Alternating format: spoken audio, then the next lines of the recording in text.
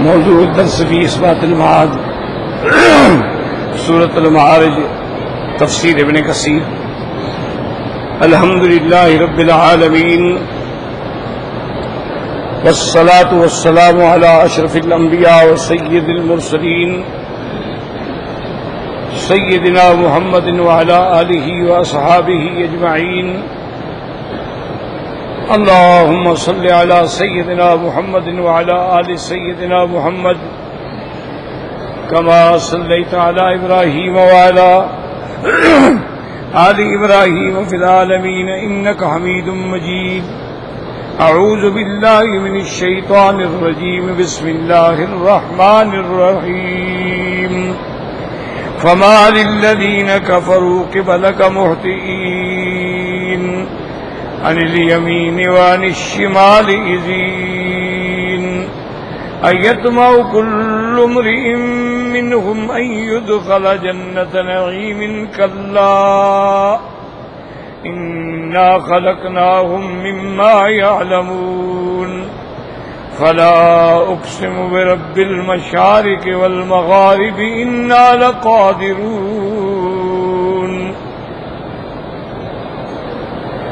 إنا لقادرون على أن نبدل خيرا منهم وما نحن بمسبوقين. فذرهم يخوضوا ويلعبوا حتى يلاقوا يومهم الذي يوعدون. يوم يخرجون من الأجداث سراعا كأنهم إلى نصب يوفضون خاشعة أبصارهم ترهقهم ذلة ذلك اليوم الذي كانوا يوعدون. قال المؤلف والمفسر رحمه الله تعالى: أدام النفع بعلومه وعلومكم في الدارين آمين. إلى أن قال: ثم قال تعالى: فلا أقسم برب المشارق والمغارب الذي خلق السماوات والأرض وجعل مشرقا ومغربا وسخر الكواكب تبدو من مشارقها وتغيب في مغاربها. اب اللہ تبارک و تعالی نے قسم کھائی، فرمایا مجھے قسم ہے رب المشارق اور رب المغارب کی، وہ ذات جس نے آسمانوں اور زمینوں کو پیدا فرمایا اور پھر اس کے لیے مشرق اور مغرب بنائی. وسخر الکواکب، اللہ تبارک و تعالی نے ستاروں کو پابند فرمایا، مشرق کی جانب سے ظاہر ہوتے ہیں اور مغرب کی جانب میں غروب کرتے ہیں. وتقریر الکلام لیس الامر کما تزعمون لا معاد ولا حساب ولا بعث ولا نشور بل كل ذلك واقع وكائن لا محالة. ولهذا أتى بلا في ابتداء القسم يدل على أن المقسم عليه نفي وهو مضمون الكلام وهو الرد على زعمهم الفاسد في نفي يوم القيامة. اب مفسر رحمۃ اللہ علیہ فرماتے ہیں کہ تقریر یہ ہوگی، خلاصہ یہ ہوگا، اللہ نے رد فرمایا کافروں کا کہ وہ ایسی بات نہیں جیسا تم گمان کر رہے ہو. جیسے تمہارا عقیدہ ہے کہ کوئی معاد نہیں، کوئی حساب نہیں، کوئی باز نہیں، ہم نے دوبارہ کھڑا ہی نہیں ہونا. بل کل ذالک واقع کائن لا محالۃ، ہر حال میں یہ ہوگا، تم سب نے مرنے کے بعد اٹھنا ہے اور اس کے بعد پھر اللہ کی دربار میں پیش ہونا ہے اور حساب کتاب ہوگا. اسی لیے اللہ نے فرمایا فلا اقسم برب المشارق. تو ابتدائی قسم کے اندر لام کا اضافہ جو ہے یہ دلالت کر رہا ہے کہ مقسم علیہ جو ہے اس کی نفی ہو رہی ہے.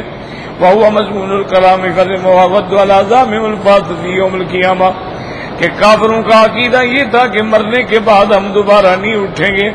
اللہ تبارک و تعالی نے فرمایا کہ نہیں، تم نے ہر حال میں اٹھنا ہے. وقد شاہدوا من ندیم قدرت اللہ تعالی ما هو ابلغ من اقامت القیامت، حالانکہ اللہ کی قدرت کی بڑی بڑی نشانیاں تم دیکھ چکے ہو.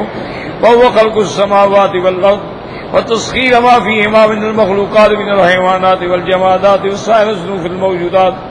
دیکھیں کہ اللہ نے آسمانوں اور زمینوں کو پیدا فرمایا اور ان کے اندر اللہ نے مختلف مخلوقات کو پیدا فرمایا، ان میں حیوانات بھی ہیں، جمادات بھی ہیں، ہر قسم کی چیزیں جو موجود ہیں۔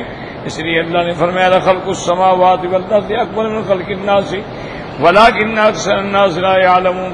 اللہ نے فرمایا کہ اے بے وقوف، آسمانوں اور زمینوں کا بنانا بڑا ہے یا تمہارا دوبارہ بنانا بڑا ہے؟ تو جو آسمانوں زمینوں کے بنانے پہ قادر ہیں وہ تمہیں دوبارہ اٹھانے پر بھی قادر ہے۔ وقال تبارک و تعالی افلم يروا ان اللہ الذی خلق السماوات والارض لم يعي بخلقهن وقال لا يحيي الموتى ولا انه على كل شيء قدیر۔ کیا یہ نہیں دیکھتے کہ جس نے آسمانوں اور زمینوں کو پیدا فرمایا ہے اور اللہ کو اس سے کوئی عجز کوئی تکان بھی نہیں ہوئی، کیا وہ اس بات پہ قادر نہیں ہے کہ مردوں کو دوبارہ زندہ کرے؟ بلا قادر ہے، وہ ہر چیز پہ قادر ہیں۔ وقال تعالی فی الآیۃ الاخری وليس الذی خلق السماوات والارض بقادر ان یخلق مثلهم بلا وهو الخلاق العلیم۔ کیا وہ ذات جس نے آسمانوں اور زمینوں کو پیدا فرمایا ہے، کیا وہ اس بات پہ قادر نہیں ہے کہ تمہیں دوبارہ پیدا فرمائے؟ ہاں بلا، وہ خالق ہیں اور ایک ایک ذرے کے جاننے والے ہیں۔ انما امرہ اذا اراد شیئا ان یقول له کن فیکون۔ جب اللہ کسی چیز کے ہونے کا ارادہ فرماتے ہیں، بس حکم دیتے ہیں، وہ ہو جاتی ہے۔ اس لیے فرمایا فلا اقسم برب المشارق والمغارب انا لقادرون على ان نبدل خيرا منهم اي يوم القيامة نعيدهم بأبدال خير من هذا فإن قدرته صالحة لذلك، کہ قیامت والے دن ہم تمہیں اس بدن سے بھی زیادہ بہتر بدن کے ساتھ اٹھائیں۔ وما نحن بمسبوقین، ہم عاجز نہیں ہیں کہ ایسا نہ کر سکیں۔ کما قال تعالی یحسب الانسان ان لن نجمع عظامه بلا قادرین علی ان نسوی بنانا۔ اللہ نے فرمایا کیا انسان گمان کرتا ہے کہ ہم اس کی ہڈیوں کو کیسے اکٹھا کریں گے؟ ہم نے تو تمہاری پور بنائی ہے، اس پر نشان بنائے ہیں۔ نحن قدرنا بینکم الموت وما نحن بمسبوقین علی ان نبدل امثالکم وننشئکم فیما لا تعلمون۔ واختار من جنان بدل خیر من امتا تطیعنا ولا تعصینا۔ ابن جریر رحمۃ اللہ علیہ فرماتے ہیں مانا یہ ہم اس پہ بھی قادر ہیں کہ اور مخلوق پیدا کریں جو ہماری اطاعت کرنے والی ہو۔ وَإِن تَتَوَلَّوْا يَسْتَبْدِلْ قَوْمًا غَيْرَكُمْ، اگر تم میرے دین سے منہ پھیرو گے تو میں اس بات پہ بھی قادر ہوں کہ اور قوم پیدا کر لوں۔ والمان الاول والآیات اغلیا علیہ واللہ سبحانہ وتعالی اعلم۔ تو اب مسئلہ سمجھیں،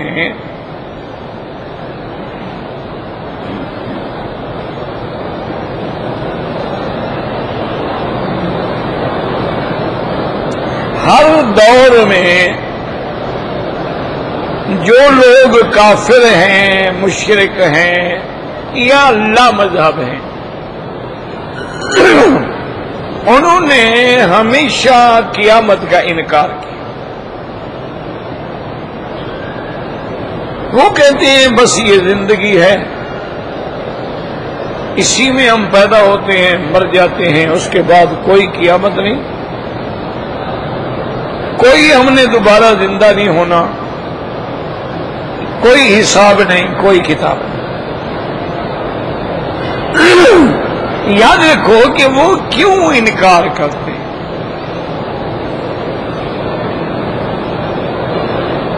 وہ اس بات پہ کیوں بضد ہیں کہ قیامت نہیں ہوگی؟ پہلی بات تو ہمیشہ یاد رکھیں کہ ان کا عناد ہے، جیسے اللہ کے انبیاء کو نہیں مانا، ان کے معجزات کو نہیں مانا، ضد ہے، نہیں مانا۔ ورنہ تمام انبیاء کو اللہ نے معجزات دے کے بھیجا ہے جو دلیل ہوتے ہیں ان کی صداقت کی، لیکن نہیں مانا۔ حتیٰ کہ روایات میں آتا ہے کہ ایک دفعہ ابو جہل نے ہاتھ میں کنکریاں لے کے ایسے بند کی اور کہنے لگا کہ یا محمد صلی اللہ علیہ وسلم، اگر آپ بتا دیں کہ میرے ہاتھ میں کیا ہے، پھر میں مان لوں گا کہ آپ اللہ کے سچے نبی ہیں اور ہم آپ پر ایمان لے آئیں گے۔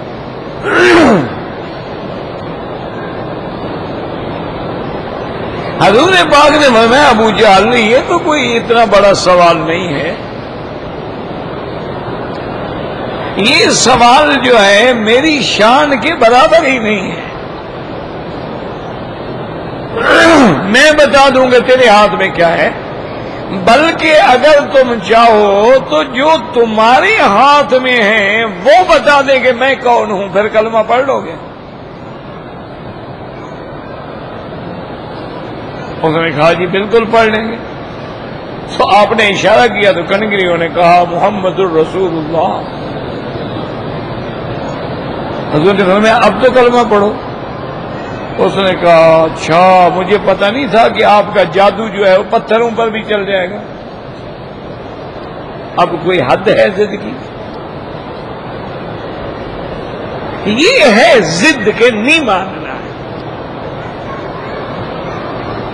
اسی طرح بڑے بڑے جو کافر تھے نا جی، ان کے جو بڑے بڑے رئیس تھے اور بڑے بڑے عمود تھے، بڑے بڑے سردار تھے، آپس میں مشورہ کرنے کے بعد حضور کی خدمت میں آئے اور عرض کیا کہ یا محمد صلی اللہ علیہ وسلم، اگر آپ ہمیں کوئی معجزہ ایسا دکھائیں کہ جس کا تعلق زمین سے نہ ہو آسمان سے،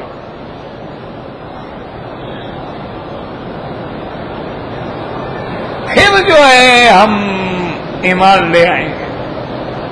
انہوں نے اپنے عقل سے کیا سوچا کہ بھئی یہ ہے جادوگر، تو جادو زمینوں پہ چلتا ہے، اب جادو آسمانوں پہ تو نہیں چلے گا نا۔ حضور نے فرمایا کہ اچھا ٹھیک ہے۔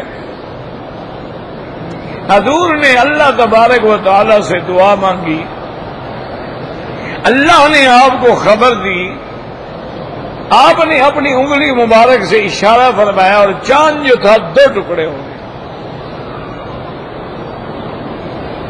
آج کل آپ کی جدید سائنس کی ترقی تو بڑی سے بڑی یہی ہے نا کہ چاند پہ ہم پہنچ گئے اور تم نے کروڑوں اربوں ڈالر ختم کر دیے۔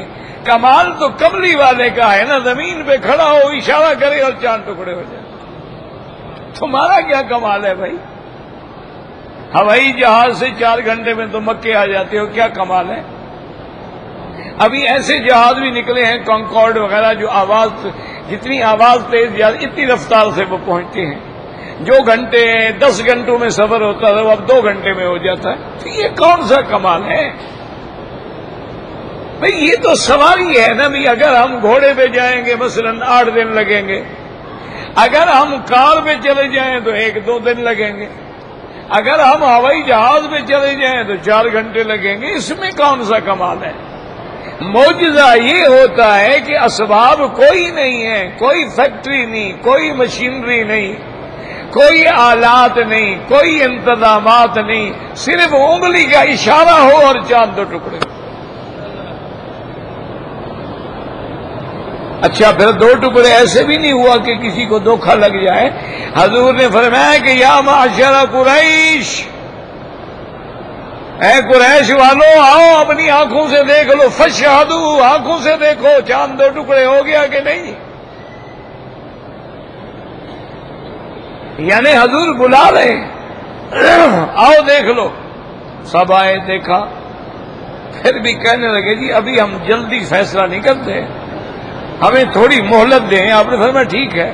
تو انہوں نے کہا مہلت اس لیے ہم مانگ رہے ہیں کہ بھی کل کوئی لوگ باہر کے بھی تو آئیں گے نا، ان سے پوچھیں گے بھی چاند 2 ٹکڑے ہوا ہے، ہو سکتا ہے ہماری آنکھوں پہ حضور پاک نے جادو کر دیا ہو۔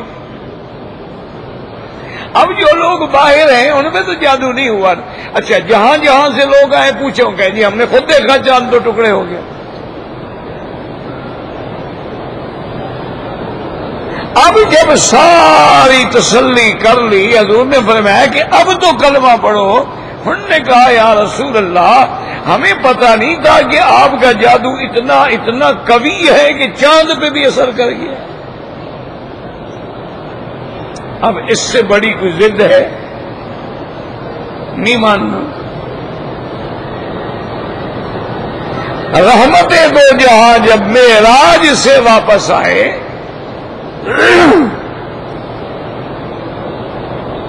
اور آپ نے اپنے معراج کا واقعہ بیان فرمایا تو کفار قریش اکٹھے ہو گئے. انہوں نے کہا حضور ہم یہ بات نہیں مان سکتے ہیں کہ ایک رات میں اور رات بھی نہ گزرے. ساری رات بھی نہیں لگی نا حضور کے معراج میں، رات کا بھی کچھ حصہ ہے. اس لیے قرآن نے نکرے سے کہا اسرا بعبدہ لیلا، اور تنوین یہاں تقلیل کا فائدہ دے رہی ہے کہ رات کا بھی کوئی تھوڑا سا حصہ.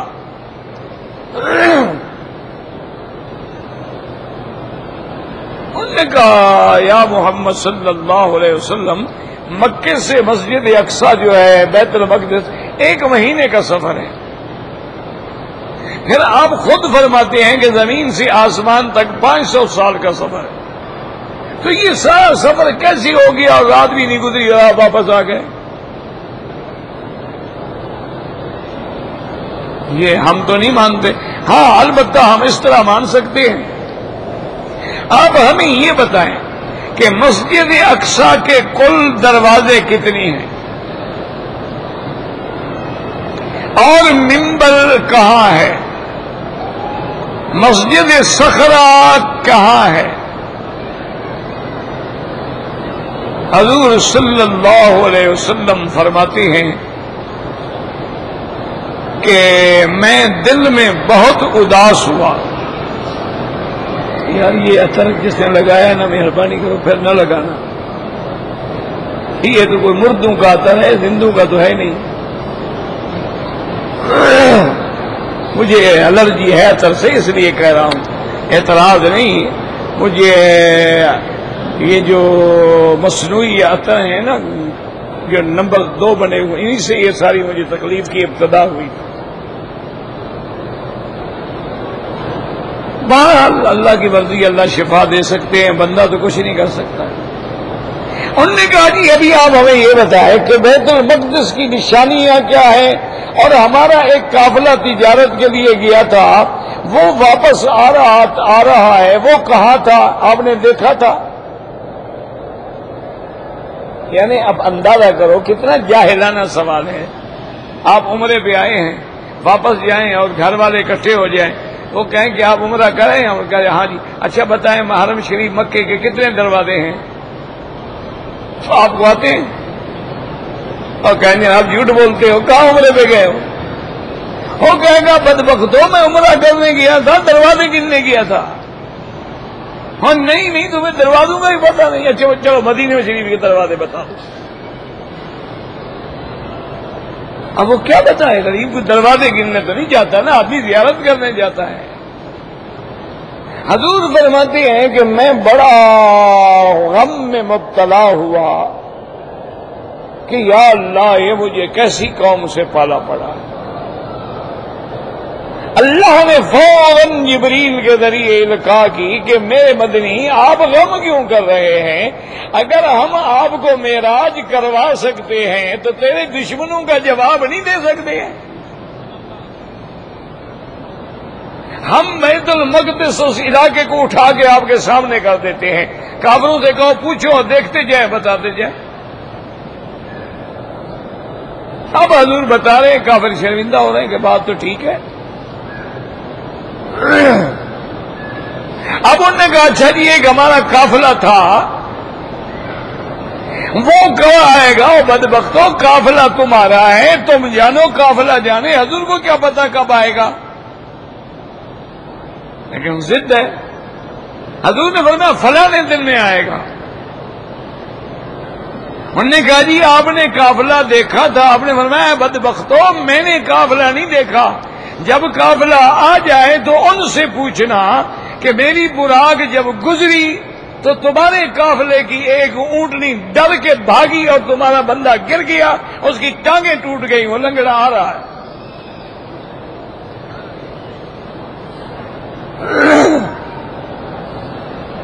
انہوں نے کہا بھائی اب یہ تو بڑی مشکل بات ہے، چلو دیکھ لیتے ہیں، آنے دو قافلے کو۔ اب یہ کوئی بات ہے، ضد کا کیا علاج؟ ایمان سے کہیں کیا علاج ہے؟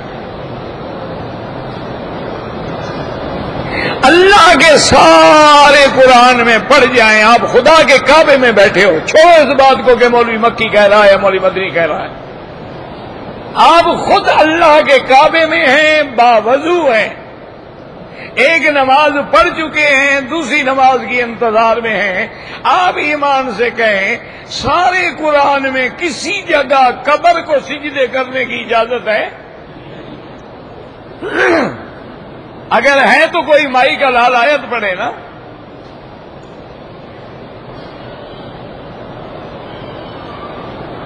یہ بہانے بنانے جی ملائکہ نے آدم کو سجدہ کیا تھا، وہ تو زندہ تھا آدم بھی ملائکہ بھی، اور پھر وہ سجدہ آسمانوں میں ہوا تھا، زمین میں تو نہیں ہوا، اور پھر وہ سجدہ اللہ کے حکم سے تھا کہ اسجدوا لآدم۔ کہتے ہیں جی یوسف علیہ السلام کو ماں باپ نے سجدہ کیا تھا، وہ نبی کا خواب تھا، اور خواب نبی کا جو ہوتا ہے وہ وحی ہوتی ہے، وہ تو اللہ کا حکم تھا۔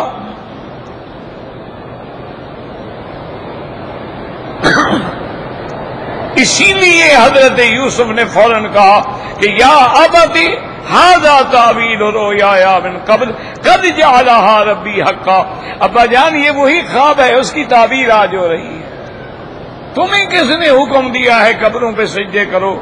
قبروں پہ جا کے جناب غلاف چڑھاؤ، قبروں پہ جا کے بوسے دو، قبروں پہ جا کے ہاتھ باندھ کے کھڑے ہو جاؤ، قبروں پہ جا کے چکر لگاؤ، قبروں سے جا کے الٹے پاؤں چلو، یہ سارا حکم تمہیں کس نے دیا ہے؟ قرآن میں ہے، حدیث میں ہے، یا چلو جن کی قبروں پہ تم جاتے ہو، معین الدین اجمیری ہے، نظام الدین اولیاء ہے، حضرت علی حجویری ہے، فرید الدین شکر گنج ہے، بہاؤ الدین زکریہ ہے، ان کی کتابوں میں مجھے دکھا دو انہوں نے حکم دیا ہو کہ ہماری قبروں پہ سجدہ کرو۔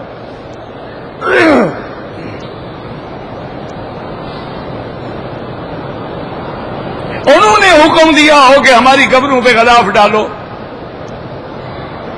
انہوں نے حکم دیا ہو کہ ہماری قبروں پہ ہر سال جو ہے پھول چڑھاؤ اور عرس بناؤ، اگر ان کی کتابوں میں بھی ہے نا میں تمہارے ساتھ ہوں، چلو مجھے دکھا دو میں مان لوں گا۔ اور اگر قرآن میں بھی نہیں ہے، حدیث میں بھی نہیں ہے، عمل صحابہ میں بھی نہیں ہے، عمل اہل بیت میں بھی نہیں ہے، عمل اولیاء میں بھی نہیں ہے، ائمہ محدثین مجتہدین فقہا کے نزدیک بھی نہیں ہے، لیکن پھر بھی سجدہ کرتے ہیں، ایمان سے کہیں یہ وہی کافروں والی ضد ہے یا اور کیا چیز ہے؟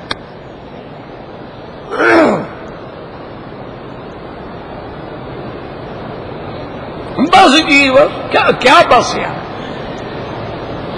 اسی لیے حضرت ابراہیم نے پوچھا تھا اپنی قوم سے، بدبختو ما هذه التماثيل التي كنتم لها عاكفون، یہ کیا بت ہیں جن کے سامنے تم کھڑے ہو؟ هل يسمعونكم اذ تدعون، جب تم ان کو پکارتے ہو یہ سنتے ہیں، تمہیں نفع نقصان دیتے ہیں؟ انہوں نے کہا نہیں ایسی تو بات نہیں، سنتے تو نہیں ہیں، یہ بولتے بھی نہیں ہیں، یہ خود نفع نقصان بھی نہیں دیتے، بل وجدنا آباءنا، ہم نے باپ دادے کو دیکھا تھا ویسا کرتے تھے ہم بھی کر رہے ہیں۔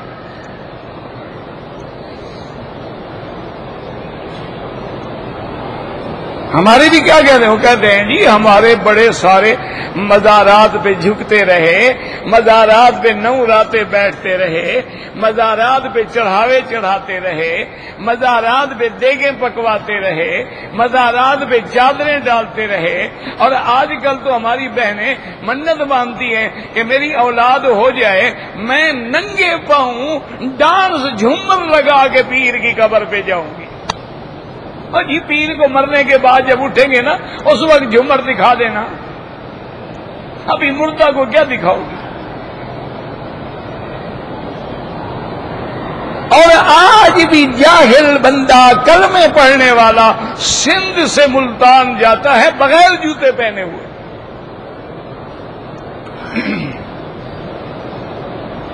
کیوں ہی پیر کی بازار پہ جا رہے ہیں جناب؟ جوتے کیسے پہنے؟ سندھ سے چلتے ہیں ملتان تک پیدل. اور اسی طرح سندھ میں دیکھ لے، حالانکہ سندھ جو ہے یہ باب السلام ہے، اسلام کا دروازہ ہے. سندھ ہے جس میں محمد ابن قاسم نے فتح کر کے توحید کا جھنڈا لگایا. سندھ ہے جس نے سب سے پہلے قرآن کی تفسیر جو ہے سندھی زبان میں لکھی، وہ مخدوم عمر نوح تھے. سندھ ہے جس کے اندر حضرت امروٹی پیدا ہوئے. سندھ ہے جس میں حضرت حماد اللہ حلیجی پیدا ہوئے. سندھ ہے جس میں حضرت عبد الکریم بیل والے پیدا ہوئے. سندھ ہے جس میں عبید اللہ سندھی پیدا ہوئے. سندھ ہے جس میں پیر پگاڑا پیدا ہوئے جنہوں نے انگریزوں سے جنگیں لڑی ہے. یہ سارا سندھ ہے. اور آج اس کو تم نے کیا بنا دیا ہے؟ شہباز قلندر کا مزار ہے، دھمال کھیل رہے ہیں. سمجھاؤ مانیں گے؟ سر پھاڑ دیں گے تمہارا. کہیں گے وہاں بھی کہاں سے آ گیا؟ کیا عزت ہے؟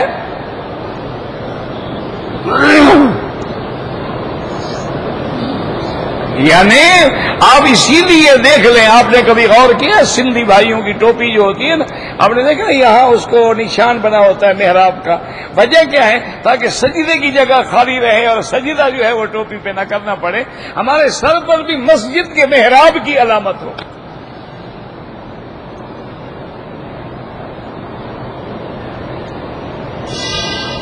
لیکن ضد ہے، اس کا کیا علاج ہے جی؟ یہی ان کو ضد تھی. سب کچھ دیکھ لیا، قافلہ وقت پہ آ گیا، حضور کی ساری نشانیاں سچی ہو گئی، لیکن انہوں نے کہا جی ہم نہیں مانتے. اسی لیے یاد رکھو کہ اللہ سے دعا بھی کیا کرو کہ اللہ ہمیں بات سمجھنے کی توفیق دے، اور اللہ ہمیں جاہلوں کی ضد سے بچا لے. یہ جاہلانہ ضد ہے نا جی، کہ ہر مسئلہ تمہارے سامنے ہے. جنت البقیع الغرقد میں جاتے ہو، شہدائے احد میں جاتے ہو، جنت المحلہ میں جاتے ہو، اور خود غار ہرا پہ جاتے ہو، غار ثور پہ جاتے ہو، کہ ان مقامات پہ میرے محبوب نے کتنی مشکل زندگی گزاری ہوگی.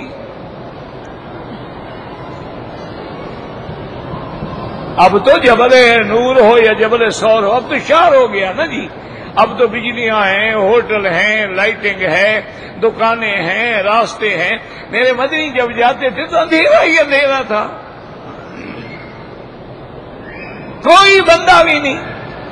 ایک اللہ کا نبی غار میں بیٹھا ہے اور اللہ کا ذکر کر رہا ہے.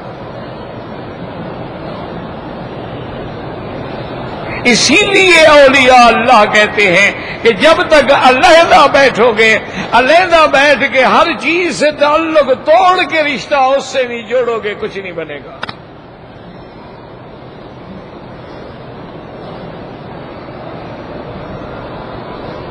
لیکن ضد ہے، ضد کا کیا علاج ہے مجھے بتائیں. تو اس لیے یاد رکھو، ایک تو وہ قیامت کا انکار کرتے تھے کہ بھئی چونکہ نبی پاک فرما رہے ہیں ہم نہیں مانتے. دوسرا ان کا سب سے بڑا شبہ یہ تھا کہ جی ہمارے باپ دادا مر گئے، وہ ابھی تک نہیں آئے تو ہم کیسے اٹھیں گے. دو باتیں. اور جو پڑھے لکھے کافر تھے، جیسے آج کل کے پڑھے لکھے فلاسفر ہیں، آج کل کے پڑھے لکھے منکرین دین ہیں، منکرین اسلام ہیں، ان کو شبہ یہ ہوتا ہے کہ جب جز کل سے مل جائے تو علیحدہ نہیں ہوتا. کیا مانا؟ مانا یہ ہے کہ دیکھیں یہ گلاس ہے، اس میں پانی ہے.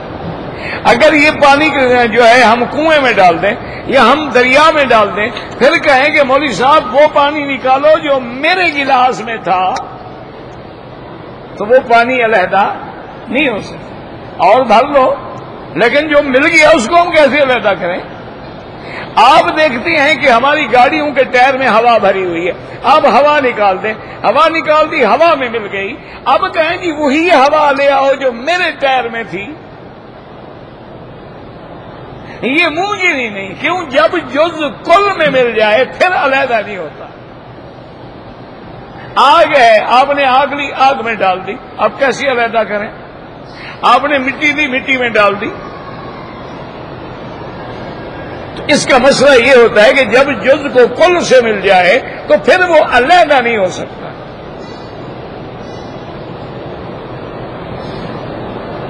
اس لیے وہ کہتے تھے کہ جب ہم مر جائیں گے تو اربع عناصر ہیں ہمارے اندر، مٹی بھی ہے، آگ بھی ہے، ہوا بھی ہے، پانی بھی ہے۔ جب ہم گل جائیں گے پانی پانی میں مل جائے گا، ہوا ہوا میں مل جائے گی، مٹی مٹی میں مل جائے گی، اور اس کے بعد جو ہے اجزاء ترابیہ، ہوائیہ، ناریہ، سارے کے سارے منتشر ہو جائیں گے۔ پھر یہ کیسے ملیں گے؟ پھر کیسے پتہ لگے گا یہ وہ مولوی مکی والی ہڈی ہے؟ ایک ان کے دماغ میں یہ خلل ہے، اس لیے وہ کہتے ہیں کہ جناب قیامت شیامت نہیں ہوگی، یہ مولویوں نے ڈراوا بنا رکھا ہے کہ تاکہ لوگ جو ہے ہماری بات مانے۔ ہو بابا قیامت آ جائے گی، قبر میں پکڑے جاؤ گے، حشر میں پکڑے جاؤ گے، حساب ہوگا، پل صراط میں گزرنا ہوگا۔ یہ سارے مولویوں کے قصے کہانیاں ہیں، کوئی پل صراط سے ساتھ نہیں۔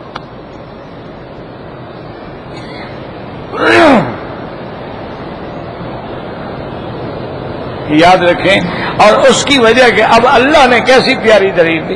اللہ نے فرمایا نا کہ تم کہتے ہو کہ دوبارہ کیسے زندہ کریں گے، ہم تو ہڈیاں ہو جائیں گے۔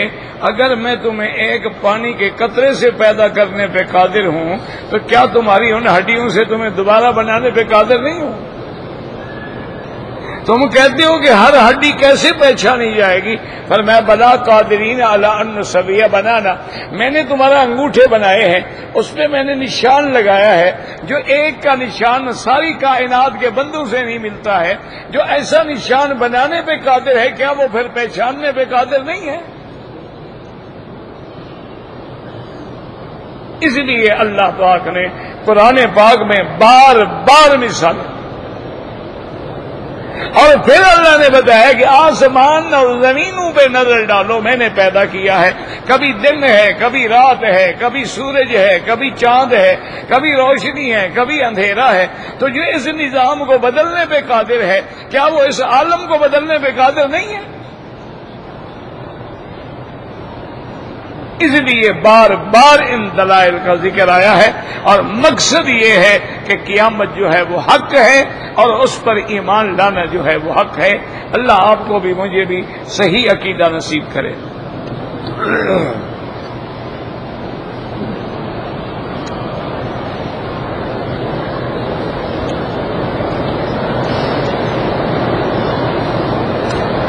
مدینہ منورہ کے بارے میں کہتا ہے کہ وہاں امام بارگاہ ہے، یعنی امام بارگاہ کا معنی جس کو آپ کہتے ہیں نا شیعہ کا امام باڑہ، مدینے میں ہے۔ تو چلو جی مدینے میں ہے تو کیا ہو گیا؟ منافق مدینے میں نہیں رہتے تھے؟ عبداللہ ابن ابی جو حضور کا سب سے بڑا دشمن تھا، وہ کہاں رہتا تھا؟ وَمِمَّنْ حَوْلَكُمْ مِنَ الْأَعْرَابِ مُنَافِقُونَ مِنْ أَهْلِ الْمَدِينَةِ مَرَدُوا عَلَى النِّفَاقِ لَا تَعْلَمُهُمْ نَحْنُ نَعْلَمُهُمْ سَنُعَذِّبُهُمْ مَرَّتَيْنِ۔ اللہ نے فرمایا میرا مدینے کے ارد گرد میں جو منافق رہتے ہیں، آپ ان کو نہیں جانتے، ہم جانتے ہیں۔ تو مدینے میں بھی منافق ہو سکتے ہیں، مدینے میں بھی شیعہ ہو سکتے ہیں، مدینے میں بھی خوارج ہو سکتے ہیں، مدینے میں بھی اہل بدعت ہو سکتے ہیں، مدینے میں بھی اہل اہواء ہو سکتے ہیں، مدینے میں بھی میلاد منانے والے ہو سکتے ہیں، گیاریاں پکانے والے ہو سکتے ہیں، بدعات میں چلنے والے ہو سکتے ہیں۔ کوئی بڑی بات نہیں ہے، یہ کیا ہے؟ اگر ہے تو کوئی یہ دلیل ہے کہ وہ مذہب حق ہے؟ اس لیے کہ مدینہ شریف میں ایک شیعہ رہتا ہے، یہ کوئی بات ہے؟ تو بڑے شیعہ ہیں وہاں، بڑی آبادی ہے ان کی، بڑے گھر ہیں، اپنے گھروں میں وہ ماتم بھی کرتے ہوں گے، انہوں نے اپنے گھروں میں کوئی دلدل شلدل کو گھوڑا شوڑا بھی باندھا ہوا ہوگا، تو کیا ہو گیا؟ یہ کوئی مذہب کی دلیل ہوتی ہے؟ مذہب کی دلیل قرآن ہوتا ہے، حدیث ہوتی ہے، یہ دلیل ہوتی ہے۔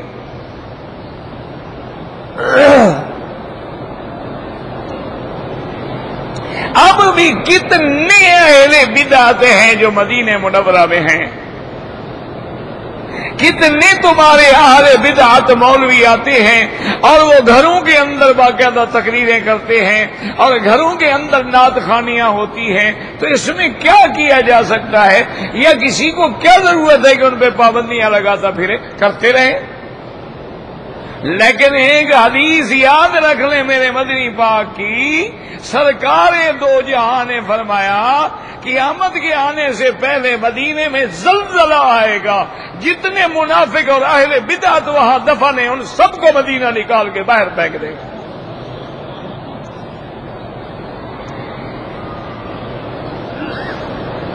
مکے میں ابو جہل رہتا تھا، پھر کیا ہو گیا؟ ابو لہب مکے میں رہتا تھا، کیا ہو گیا؟ میرے مدنی کے سارے دشمنی مکے میں تھے، اسلام کے سارے دشمنی مکے میں رہتے تھے، صرف رہتے نہیں تھے، کعبہ بنایا جس کے تم طواف کر رہے ہو، یہ ابو جہل نے بھی بنایا تھا۔ میرا بھائی یہ کوئی دلیل نہیں ہوتی مذہب کی کہ جی ہم نے عربوں کو دیکھا ہے داڑھی مڈاتے ہیں تو پھر ہم نے ان کا کلمہ پڑھا ہوا ہے۔ اگر کوئی عرب سگریٹ پیتا ہے، داڑھی مڈاتا ہے، حقہ پیتا ہے، یا اسلام پہ نہیں چلتا ہے یا فلمیں دیکھتا ہے تو وہ اور زیادہ گناہ گار ہے کہ مکے مدینے کا ہمسایہ ہو کر بھی شریعت پہ نہیں چل رہا۔ لیکن ہمارے لیے تو کوئی دلیل نہیں، ہمارے لیے دلیل ہے اسوہ محمد الرسول اللہ صلی اللہ علیہ وسلم۔ یہ باتیں ہوتی ہیں جی امام بار کا، تمہارے کئی بریلوی مولوی جہاں ہم نے مدینے میں جا کے جناب بڑے بڑے جلسے کیے ہیں، ماشاءاللہ جی حرم میں کھڑے ہو کے ایک دن کہو ذرا تقریر کر کے دکھائیں، ہمیشہ کے لیے جو بدعت نکال دیں۔ اب گھر میں بیٹھ کے تم جو مرضی آئے کرتے رہو۔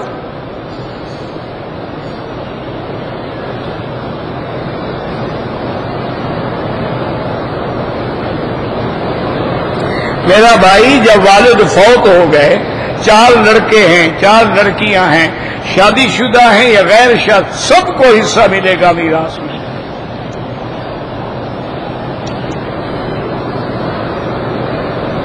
شبینہ منانا بھی منع ہے، میلاد منانا بھی منع ہے۔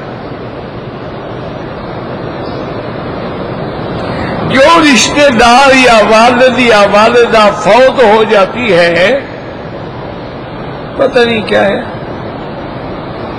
قبرستان میں جا کے قرآن پڑھنے والے ہیں، جب قرآن پاک پڑھا جاتا ہے اللہ ان کو ثواب پہنچاتے ہیں۔ صرف مردے سنتے نہیں بلکہ مردے خود قرآن بھی پڑھتے ہیں۔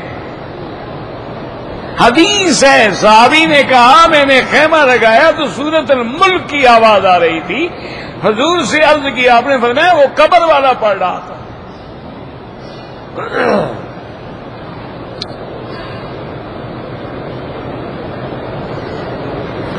طواف کرتے وقت سبحان ربی الاعلی سبحان اللہ ربنا آتے، بھائی اللہ کے بندے طواف میں جو کچھ تمہیں یاد ہے پڑھو، کلمہ شریف یاد ہے، درود شریف یاد ہے، آیت کریمہ یاد ہے، وہ پڑھو، لیکن ہر وہ دعا مانگو جس سے تمہارا دل جڑے۔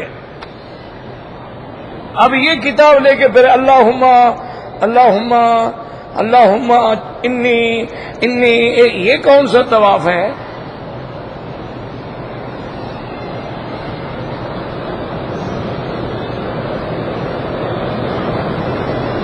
پتہ نہیں مولانا کہاں، مجھے کیا پتا کہاں ہے بھائی، ہر مولوی کی مجھے خبر ہوتی ہے کہ فلاں مولوی کہاں ہے اور فلاں کہاں ہے. عجیب آدمی ہے.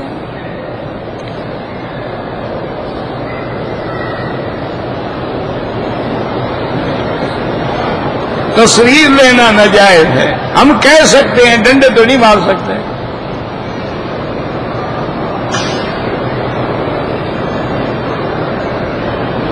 اگر کوئی عورت عمرے پہ آ رہی ہے، حیض روکنے کے لیے دوائی استعمال کرے کہ ان دنوں میں مجھے حیض نہ آئے، بالکل جائز ہے.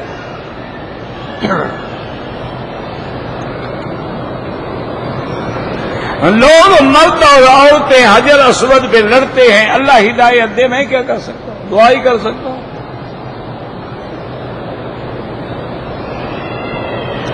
صبح و شام کون سا ذکر کرے؟ قرآن پڑھے. سب سے بڑا کلام اللہ کا کلام.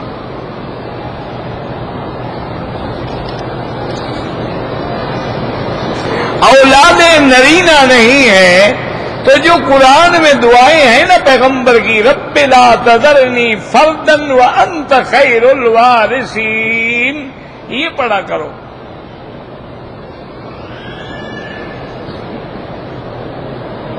کہتے ہیں کہ یہاں بھی مردوں اور عورتوں کے طواف کا وقت الگ کیا جائے. تجویز لکھ کے بھیج دیں گورنمنٹ کو. میں مالی حالات میں پریشان ہوں، زیادہ استغفار کیا کرو جتنا زیادہ ہو سکے.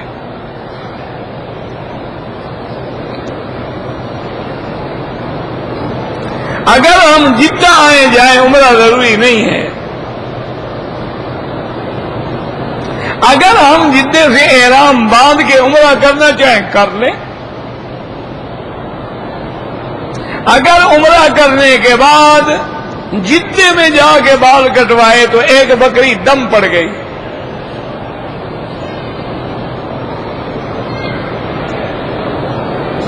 خانہ کعبہ نماز کی حالت میں نظر نیچے رکھے کہ نماز عاجزی کا نام ہے، تذلل کا نام ہے، بندگی کا نام ہے.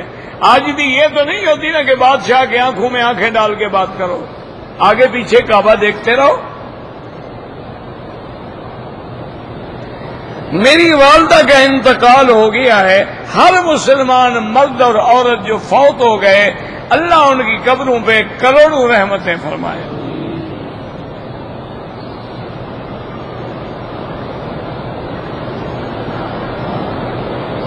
اگر کسی آدمی نے پانی پیا طواف کے بعد، لعاب میں خون معلوم ہوا، حجامت کی تو ٹک لگا، خون نکلا، کچھ نہیں ہوتا، کوئی دم شم نہیں.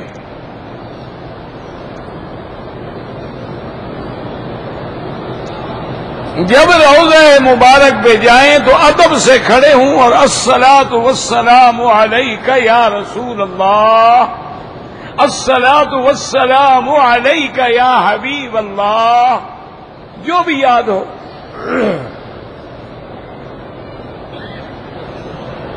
یہاں جو بڑے لوگ فوت ہوتے ہیں وہ جنت المعلی اور جنت البقیع میں دفن نہیں ہوتے.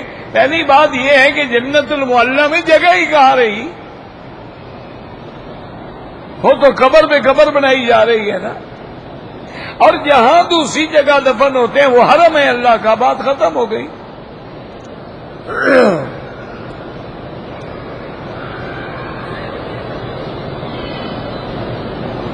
کہتے ہیں کہ لوگ نمازی کے آگے گزرتے ہیں، اللہ ہدایت دے، بالکل نہیں گزرنا چاہیے. مجبوری ہو تو سجدے کی جگہ سے دور گزریں. خانے کعبے کی چھت پر بھی نماز ہوتی ہے، بالکل ہوتی ہے. کیوں؟ کعبہ بس یہی ہے جو بنا ہوا ہے. کعبہ تو 7 آسمانوں تک ہے.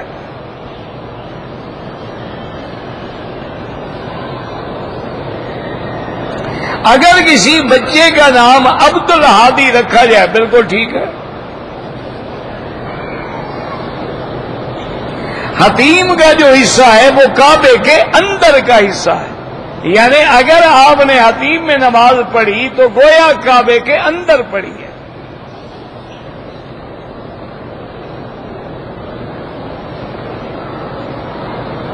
یعنی اگر ایک آدمی نے بال پہلے بچے کے کاٹ دیے اور بال کا عقیقہ جو ہے بعد میں، اللہ کے بندے کوئی بال جو ہے وہ 7ویں دن کاٹے جاتے ہیں جب عقیقہ کریں گے، ان کا وزن کر کے جتنا وزن ہو اتنی چاندی خیرات کی جائے، چاندی یعنی اتنا پیسے، اور جو بچے کا نام ہے وہ آپ پہلے دن بھی رکھ سکتے ہیں، اس میں کیا ہے، کوئی ترتیب نہیں ہے۔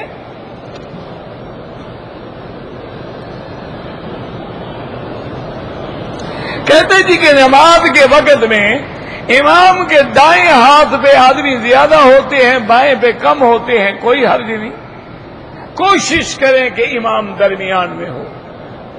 یہ ہمارا کام ہے، امام پکڑ پکڑ کے کھڑا کرے بندے کو، جدھر کم ہے ادھر تم چلے جاؤ، کھڑے ہو جاؤ۔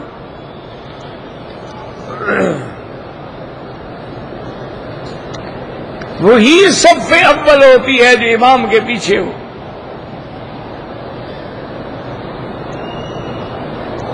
ہم نے مرغیاں پال رکھی ہیں، ان کو بلیاں کھا جاتی ہیں، تم جو نہ کھاؤ تو بلیاں نہیں کھائیں۔ تم نے کبھی کسی مولوی کو کھلائی ہے مرغی، کسی مدرسے والے کو؟ تو انشاءاللہ بلیاں ہی کھائیں گے۔ جن کے مال خیرات نہیں ہوتے اسی طرح بلیاں کتے کھاتے ہیں۔ خیرات کرو مجالے بلیاں کھائیں، جب مرغیاں ہوں گی نہیں تو کیا کھائیں گی؟ اچھا، ویسے مرغیوں کے لیے آپ جو ہے باقاعدہ پنجرا بنا لیں، بلیوں سے حفاظت کریں، ان کی رکھنی ہے تو پہرا دیں، یا وہاں کوئی ایسا کتا شتا رکھ لیں جن کے ڈر سے بلی نہیں آئے گی۔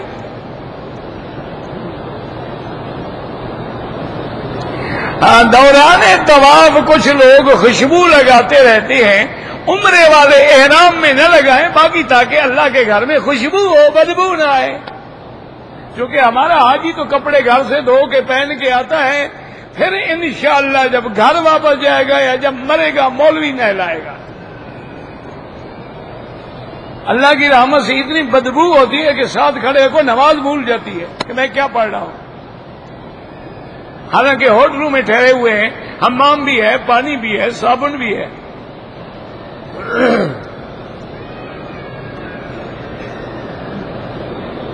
صرف میاں بیوی بھی نماز پڑھ سکتے ہیں، اگر آپ کی بیوی کو آپ پر اعتبار ہے، آپ کو شریف آدمی سمجھتی ہے تو پڑھ لیں۔ اللہ کے بندے کیوں نہیں پڑھ سکتے، یہ بھی کوئی مسئلہ ہے؟ مرد امام بن جائے اور نماز پڑھ سکتی ہے، اس کی اقتدا میں۔ اس کی بیوی نہیں پڑھتی ہوگی نا، ہو گیا ابھی بڑے امام صاحب مجھے پتا ہے جو کچھ تم ہو۔ یہ بڑی مصیبت ہے بابا، آدمی لاکھ پیر بن جائے بیوی نہیں مانتی، آدمی لاکھ مولوی بن جائے، عالم بن جائے، بزرگ بن جائے، ساری دنیا مان لے، بیوی کبھی نہیں مانے، الا قلیل کوئی پاگل ہوگی میری طرح۔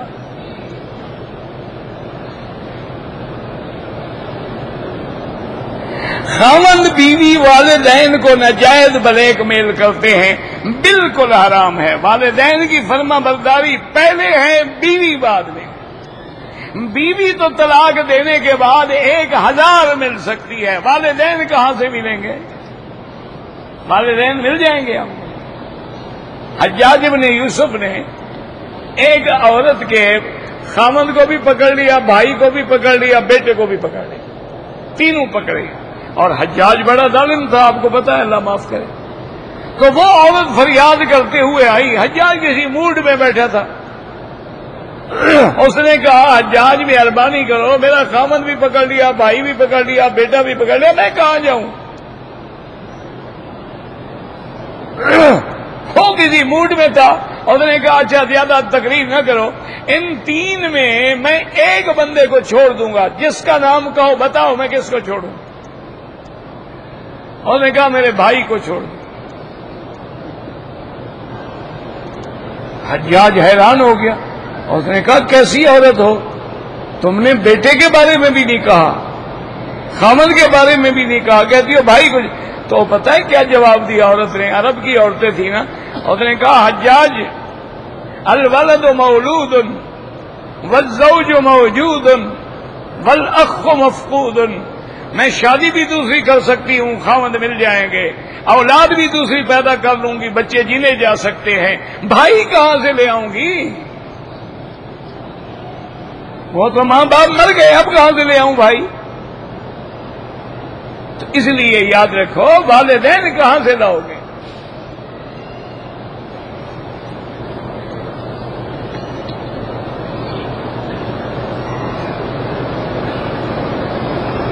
شیعہ حضرات کہتے ہیں کہ ہمارے شہداء پر آسمان سے بھی خون برستا ہے، تو پھر اللہ کے عذاب کی علامت ہوئی نا رحمت کا پانی برسنا چاہیے یا خون برسنا چاہیے؟ خون برستا ہے تو معلوم ہوا کہ اللہ کا تم پہ عذاب برستا ہے۔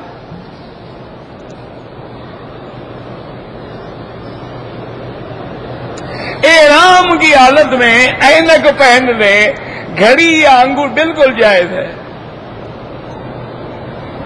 احرام کی حالت میں پاؤں کی اوپر والی ہڈی بالکل جتنا پاؤں کی ہڈی ظاہر ہو اتنا افضل ہے۔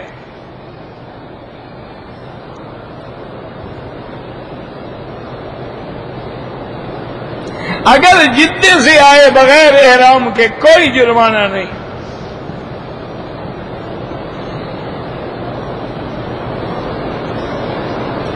میرے چاچا مسلمانوں کے اخلاق جو ہیں برے ہونے کی وجہ سے نفرت کرتے ہیں، تو باقی قوموں کے اخلاق ان کو اچھے لگتے ہیں؟ نہ ان کے اخلاق کی تعریف تو فرمائیں، جن کے ہاں نہ حلال ہے نہ حرام ہے۔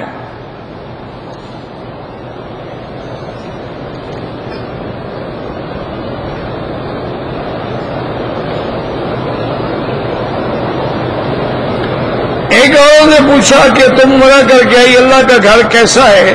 اور ایک کہا میرا گھر اللہ کے گھر سے زیادہ خوبصورت ہے، تو اس کی شکل بدل گئی، اللہ عالم، مجھے نہیں پتا۔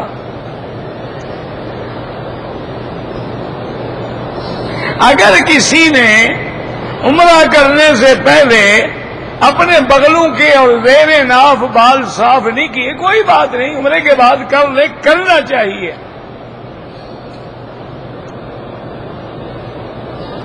اگر عمرہ کر کے اس طرح پھروا دیا ہے، دوبارہ عمرہ کرنا چاہے بال بھی نہ ہوں اس طرح پھروانا ہوگا۔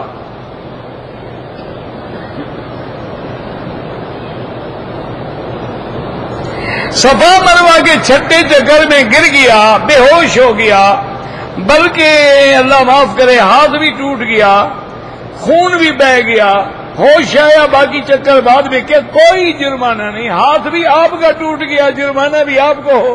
عجیب بات، لوگوں نے مسئلے گھڑے ہوئے نا، خون نکل گیا تو دم پڑ گیا نا جی۔ میں نے اگر مروہ سے دوڑنا شروع کیا، صفا مروہ نہیں ہوا، عمرہ بھی نہیں ہوا، اس کی دم ادا کریں۔ اگر کسی نے دوران حج 11 ذی الحج کو زوال سے پہلے کنکریاں ماری ہیں، حنفی مسلک میں دم پڑ جاتی ہے۔ دوران طواف میں تیسرے چکر پہ وضو ٹوٹ جائے، وضو کر کے پھر شروع کریں۔ شب برات کے بارے میں کسی صحیح حدیث مبارک میں نہیں ہے۔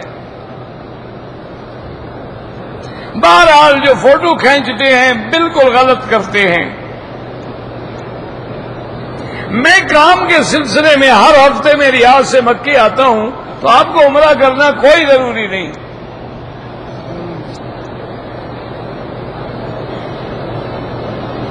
بہت آدمی عمرے کے لیے پیسے لے کے عمرہ کرتے ہیں، وہ تو جائز ہے، آخر اس کو کیا پڑی ہوئی ہے کہ تمہارے لیے وقت لگائے، محنت کرے، باہر جائے۔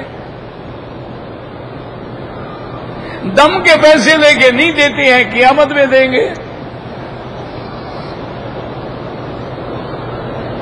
فجر کی نماز کے بعد مسجد میں بیٹھے رہیں، کوئی دنیاوی قصے کہانیاں بھی نہ کریں، تو 2 رکعت پڑھنے ایک عمرے کا ثواب ملتا ہے۔ عورت بھی شامل ہے، عورت ہر بات میں شامل ہے، نماز میں، روزے میں، حج میں، زکوٰۃ میں، کس چیز میں شامل نہیں ہے؟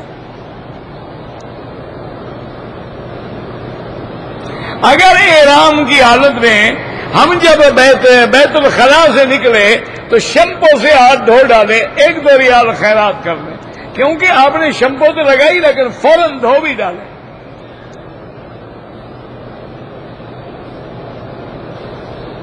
اگر ایک عورت نے کراچی ایئرپورٹ سے احرام باندھا ہے، جدے میں آئی، حیض آ گیا، اب وہ گھر بیٹھی رہے، جب پاک ہو جائے غسل کر کے عمرہ کرے۔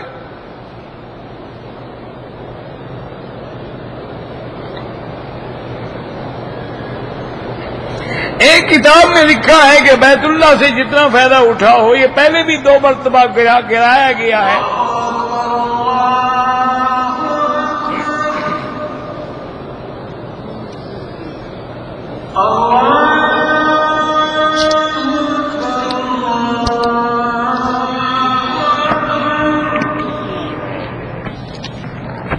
أشهد أن لا إله إلا الله